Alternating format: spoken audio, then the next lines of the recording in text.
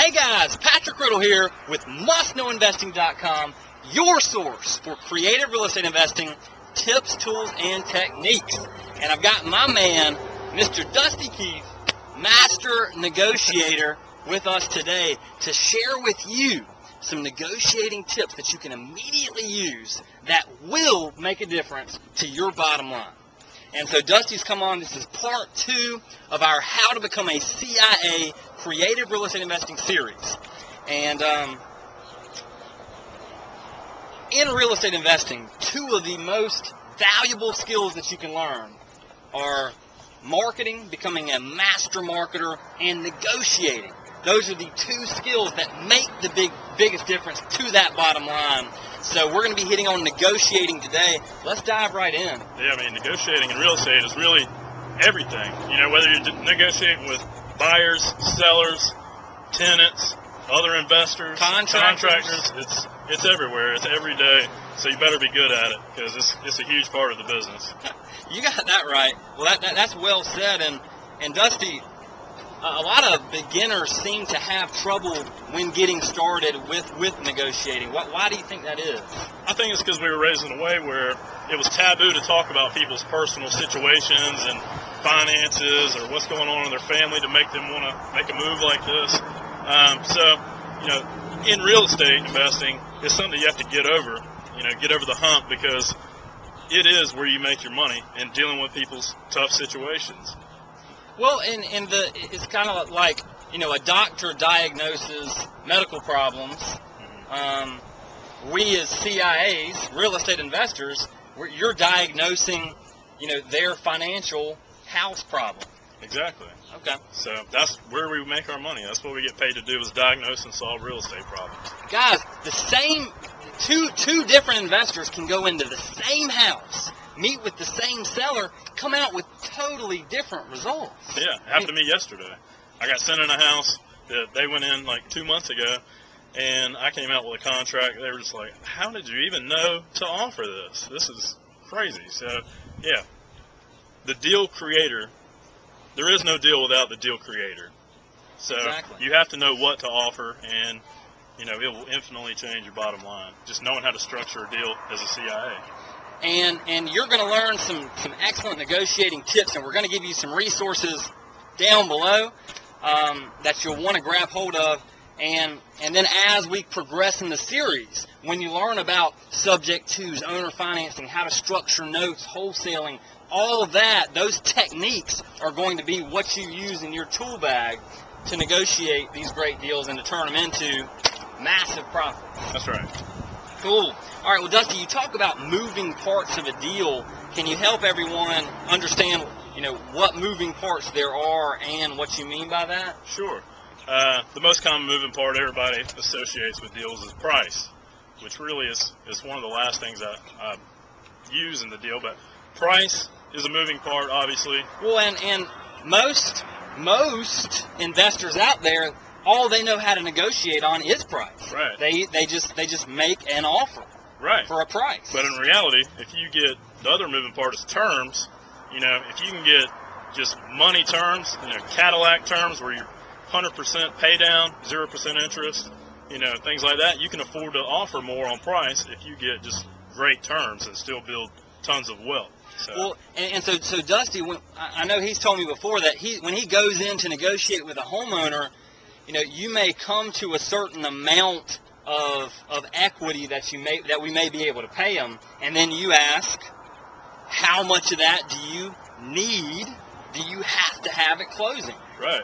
So that's the beginning of negotiating that moving part, the terms. Right. And before that question, they had already assumed all of it at closing. But as soon as you say, how much of that do you actually need at closing, their mind automatically shifts to, I don't need it all. Okay. I need some of it. Well, I guess I need a couple thousand for moving expenses, you know. So and then automatically you've created a owner financing situation. So which almost always translates into 0% interest or really good. Big money. That's how you build wealth. When you structure deals where you turn your seller into the bank, and you take the money that you were going to pay them and pay them over time, or pay them down the road when you sell, That's how you maximize your returns Right. in your investments. And the other big moving part of any deal that I've discovered is your own reality as an investor. I remember when I first got started, I didn't think subject twos were within my realm of capability because, we were like, 19, 20 years old when we got started, still in college, couldn't borrow our way out of a paper bag, I'm sure. And I was like, who's going to sell me a house that lets me take over their mortgage payment? And once I did one deal and it worked out good, then I did two, then I did 20, because I was like, it's almost a given that every house I go into now is going to work out that way. So your own reality is a huge moving part of the deal. And once you're ready to receive it, it just happens. What you expect, oftentimes, that's what you get. So once we finally made the transition of, hey, buying property subject to getting owner financing, getting incredible discounts on properties, that's our standard way of doing business. That's standard for us. So once we made that shift, it made all the difference. That's awesome. And let's see. So the moving parts there, price.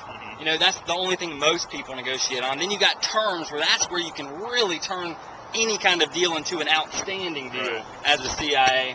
And then you've got your reality. Right on. Well, in our book, the Advantage of Real Estate, you talk about there being a 3-step process that you've cultivated for negotiating. Can you share that with Just everybody? real quickly, because I know we're running out of time. Step 1 is build massive rapport. If somebody doesn't like you, they're not going to do business with you, period.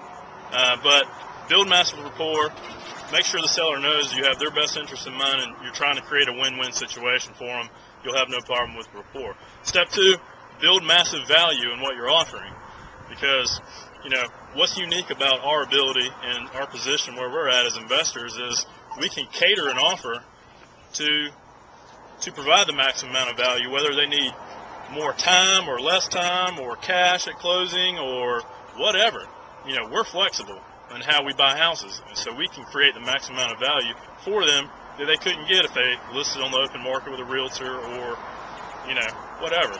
So build the maximum value there, and then the last one is ask for what you want in every deal, like the Aladdin factor. You have to ask exactly for what you want to get it.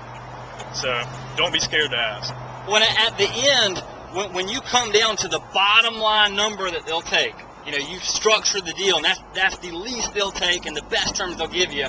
Ask them, is that the best you can do?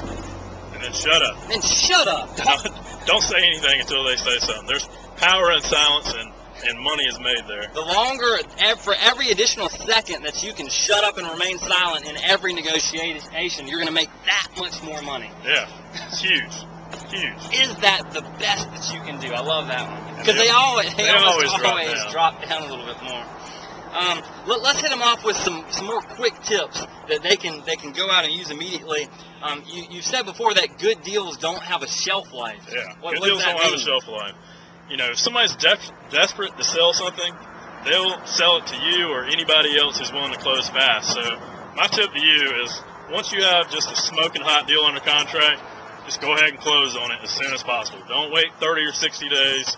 Close on it. Budget the money for holding costs if you need to or whatever. But go ahead and get that thing closed because it's never over. A lot of these sellers are desperate. So when somebody else comes along, even if they've signed a contract with you, they may go ahead and sign another one, and who knows? You don't want to be in the middle of that. Right. And then let's do one more real quick one. Negotiating isn't over when you get the contract. Right. What does that mean? Well, you got your inspections, you got things that come up, all kinds of things. Search. Everything comes up before contract to close.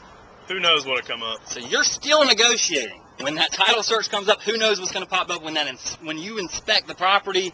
So it's never done until you're done. Control the closing with your attorney. Get the deal done. That's it for today, guys. Running out of time. Down below, we've got some resources for you. Download the free MP3, 7 things you must know yesterday about negotiating great deals.